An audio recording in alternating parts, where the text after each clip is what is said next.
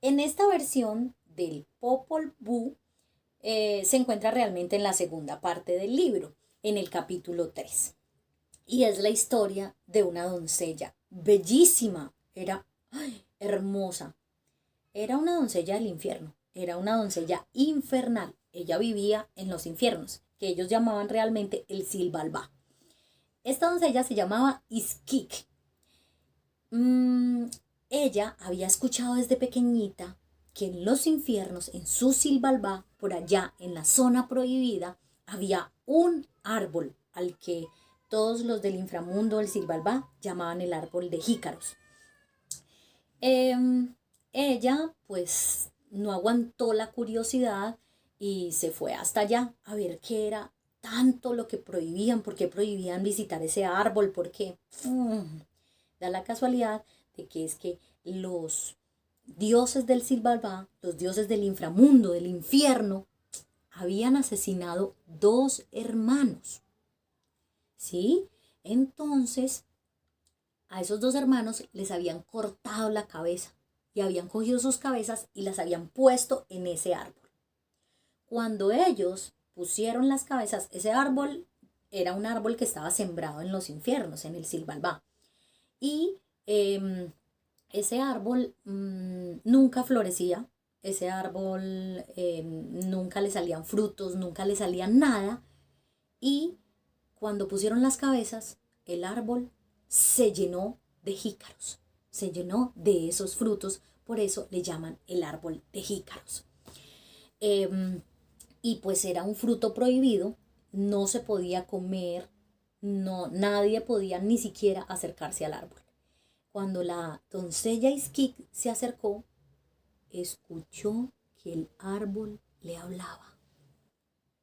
Claro, era una de las cabezas que estaba colgada en el árbol y entonces la empezó a llamar, ¿cierto?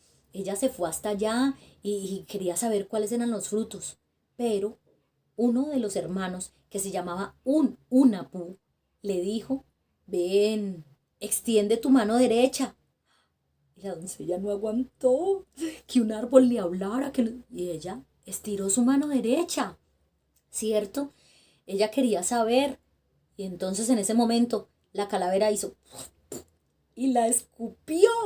Le tiró saliva. Le lanzó un chisguete de saliva que le cayó en la palma de la mano. Y en ese momento ese chisguete de saliva fue absorbido, ¿sí? Y entonces se le metió, se le metió, se le metió y quedó en embarazo. Con esa saliva quedó en embarazo. Y así, de la cabeza de un Unapú y la princesa Iskik, realmente nacieron un par de gemelos que se llamaron Unapú e Ixbalanque. A los 6 meses de que pasara esto, los padres de Iskik descubrieron que ella estaba en embarazo, pues la vieron así. Y entonces reunieron a todos los señores, los dioses del Silbalbá, y preguntaron, y por más que Iskik decía que no conocía ningún hombre, que ya no se había acostado con nadie, que no entendía qué pasaba, pues ella no sabía que realmente había quedado en embarazo por la saliva. Llamaron a los búhos, que eran como la trinidad de ellos, que se llamaban Uncame, Bukukkame y Kuchumakik, ¿cierto? Y el papá de Iskik la interrogó para que ella dijera la verdad y le dijeron que si no lo hacía, la iban a sacrificar, que si no decía la verdad, la iban a matar.